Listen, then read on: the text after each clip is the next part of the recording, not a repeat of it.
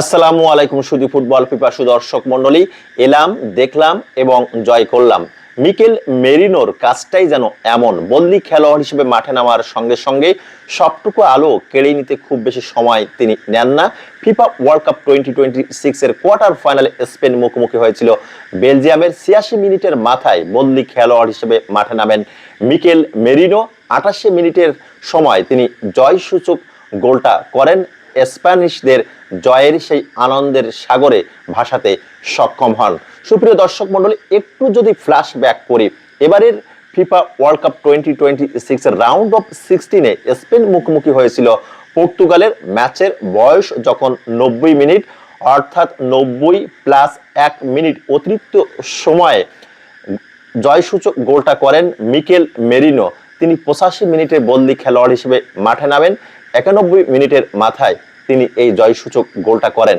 আরো একটু পেছনের দিকে যদি আপনাদেরকে নিয়ে যায়, তাহলে নিশ্চয়ই বলতে পারি 2024 সালের ইউরো কাপের কোয়ার্টার ফাইনালে মুখোমুখি হয়েছিল স্পেন এবং জার্মানি। সেখানে 1-1 সমতা ছিল। বদলি খেলোয়াড় হিসেবে মাঠে নামেন মিকেল মেরিনো। 119 মিনিটের সময় তিনি জয়সূচক গোলটা করেন এবং কোয়ার্টার ফাইনালে জয়লাভ করে ইউরো কাপের সেমিফাইনালে স্পেন ফ্রান্স মুখোমুখি হয়। এবারের ফিফা ওয়ার্ল্ড কাপ 2026-এও স্পেন ফ্রান্স মুখোমুখি হচ্ছে, অর্থাৎ একই ঘটনার পুনরাবৃত্তি। মাঠে গোল করার প্রয়োজন, সুপার সাব হিসেবে মাঠে নামিয়ে দাও মিকেল মেরিনোকে। এবং মিকেল মেরিনো কখনো মিডফিল্ড, কখনো হোল্ডিং মিডফিল্ডার, কখনো অ্যাটাকিং মিডফিল্ডার, নাম্বার 9, নাম্বার 10, যে কোনো জায়গায় দলের মাস্টার মাইন্ড কোচ তাকে ব্যবহার করতে পারেন এবং তিনি সেই ব্যবহারের সৎ ব্যবহারও করেন। কার্যকারী খেলোয়াড় হিসাবে তিনি সুপার সাব হিসেবে মাঠে নামেন, গোল করে থাকেন। তার অতীত বর্তমান রেকর্ড তাই বলে। স্পেন 2010 সালের পরে 2026 সালে দ্বিতীয়বারের মতো সেমিফাইনালে খেলার যোগ্যতা অর্জন করলো। এবারের বিশ্বকাপে 650 মিনিট পরে তাদের জালে বল পাঠিয়েছে কিন্তু বেলজিয়াম। তারা প্রথমবারের মতো এবারের বিশ্বকাপে গোল কনসিড করেছে বা গোল হজম করেছে। যদি প্রথম গোলটার কথা আসি, ডিবক্সের বাইরে থেকে দানি ওলমো তিনি শটটা নিয়েছিলেন, থিবো কোর্তা বলটা ঠেকিয়ে দিয়েছিলেন, সেই রিবাউন্ড বলে গোল করেন ফ্যাবিয়ান রুইজ। ফ্যাবিয়ান রুইজ প্রথম গোলটা করেন। দ্বিতীয় গোল ইকোলাইজার, বেলজিয়ামের পক্ষে গোলটা করেন চার্লস ডে কেটেলার। তিনি দুর্দান্ত হেডে গোলটা করতে সক্ষম হন। জয়সূচক গোলটা করেন, যার কথা বারবার বলছিলাম, মিকেল মেরিনো।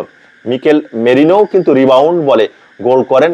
ডিবক্সের বাইরে থেকে দূরপাল্লার শট নিয়েছিলেন পাউ কুবার্সি। পাউ কুবার্সি সেই শটটা ম্যানচেস্টার ইউনাইটেডের নাম্বার 1 গোলকিপার, যিনি থিবো কোর্তোয়া ইনজুর্ড হওয়ার পরে লামেন্স মাঠে নেমেছিলেন, তিনি ঠেকিয়ে দিয়েছিলেন। তবে রিবাউন্ড বলে সুযোগ সন্ধানী খেলোয়াড় মিকেল মেরিনো গোল করতে সক্ষম হন।